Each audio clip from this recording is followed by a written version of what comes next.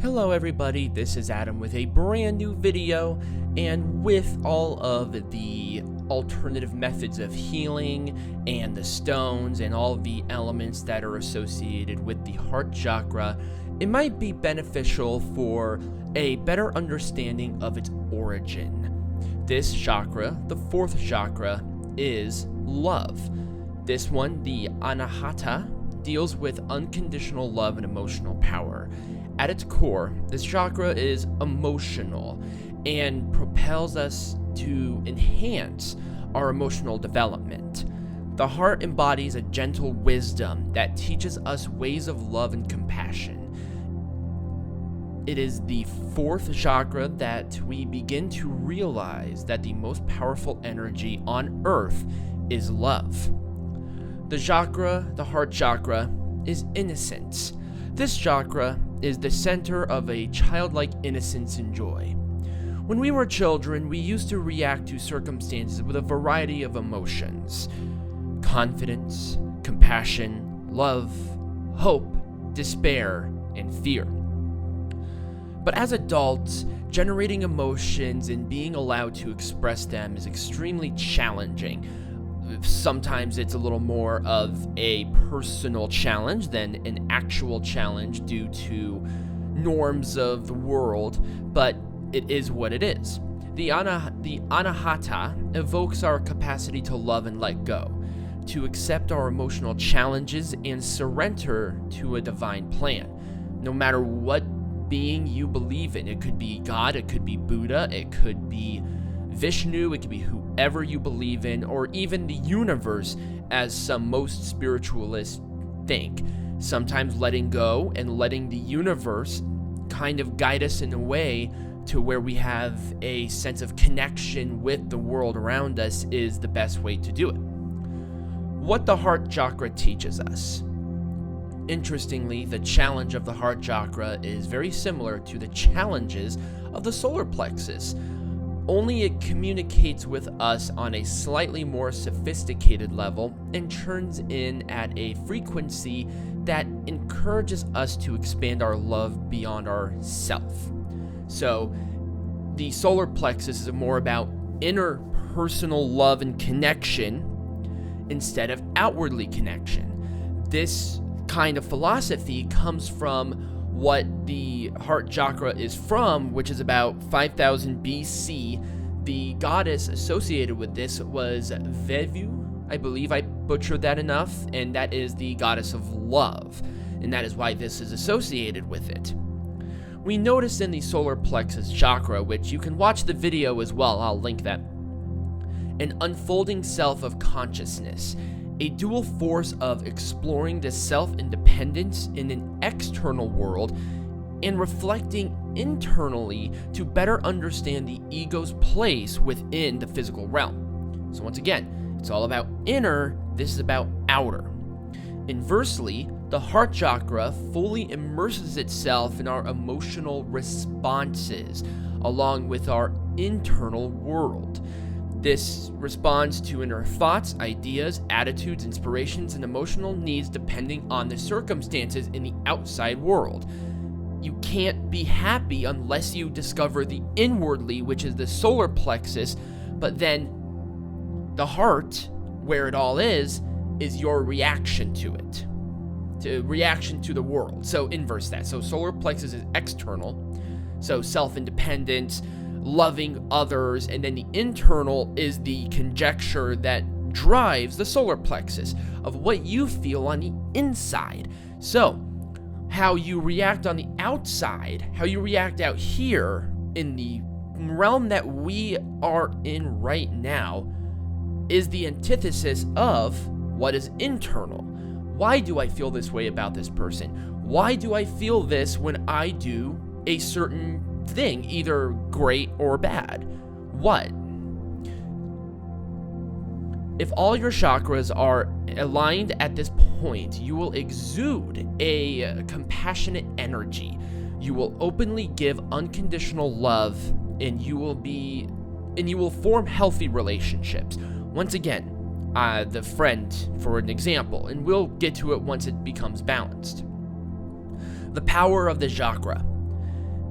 it is the emotional energies that go through our veins. Therefore, you will allow hurt and bitterness to overpower you if this is not a chakra that you have kind of gotten into. You react to negativity with negativity.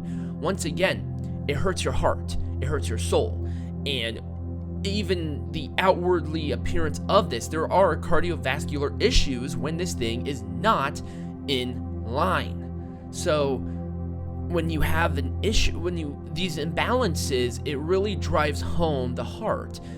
So that's kind of why you have this. That's why there is this problem. And this one also drives our intentions. You really begin to feel a lot of external feelings when you are at peace with your heart chakra.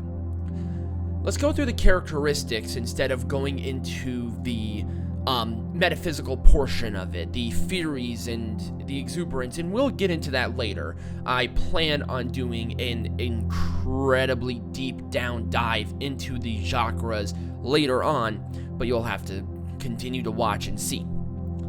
The six-pointed star, or the hexagram, is the theory of this. It is also referred to as the Shakota. There have been this reference to this chakra for thousands of years, even before any kind of theory, because chakras was a theory based around 6,000 to 5,000 years BC. Not 6,000 to 5,000 years ago, BC.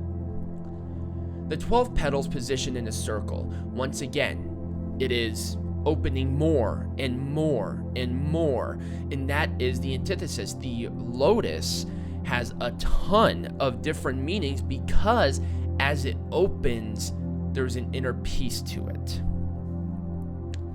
In the Hindu tradition, the deity associated with the heart chakra is Vayu, so I did pronounce it pretty terribly last time, who sits to the center of the symbol, riding an antelope or deer. That is why the antelope or the deer is the symbol for this.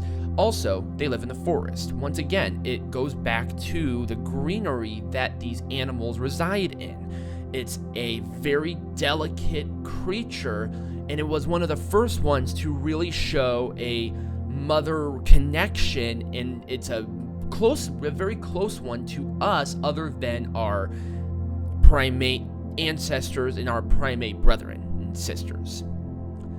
Inside the main circle, we can find another 8-petaled circle, but that's in a very different alignment of the lotus. And this one is usually the 8-petaled lotus in the Hindu tradition. Once again, it's more of a personal thing if you believe that part. The symbolism for me is just this symbolism. It does mean something, but once again, you need to understand all of the different components of it to really fully understand. Each of the petals that are there represent different hymns, which we will totally jump into later on as this channel progresses, because that is a whole other can of worms. Energy flows in and out of the petal. It carries the symbol sound in 12 directions, each petal representing a plexus where the channels of energy are called the nodus coverage. And that's another reason why as you spread more and more, you discover more of these hymns. Once again, we'll get into hymns later. That's a very deep dive into it, honestly. And also the antelope and the deer, I forgot to actually reference this, which I don't know how I totally forgot. The antelope spirit and the deer spirit are the spirit of gentleness and grace, which is why it's associated with this. It goes to the matters of the heart. You want to be gentle. When you have this chakra open, you feel more of a calm, gentle, fluid motion. Kind of the same thing with the color. This is the transition between the warm, intense colors we've seen before into the cooler colors, and that starts with green. The green also is something that takes out negative energy. It is something that they believed, which is why a lot of the traditional garb, especially in the more upper echelon sections, were greens, purples, blues. And also they're not as intense and they look a heck of a lot better with a red background to it. So I really hope that these origins are more of a great example for you. Once again, it's a very brief synopsis of what these things mean, and we will go into it more of a deep dive. I was thinking about doing a very intensive, more of a healing camp for this come like in the next couple of months, but we'll see where that goes. If you did enjoy this, remember to subscribe to this channel, and if you want to learn more about chakras, there is a great video that I have linked in the first description. It's a free sign up. You get the immediate video sent to your email, or you can watch it there immediately, depending on preference. Thank you all for watching, listening, whatever you're doing, and I hope you all have a wonderful rest of your day.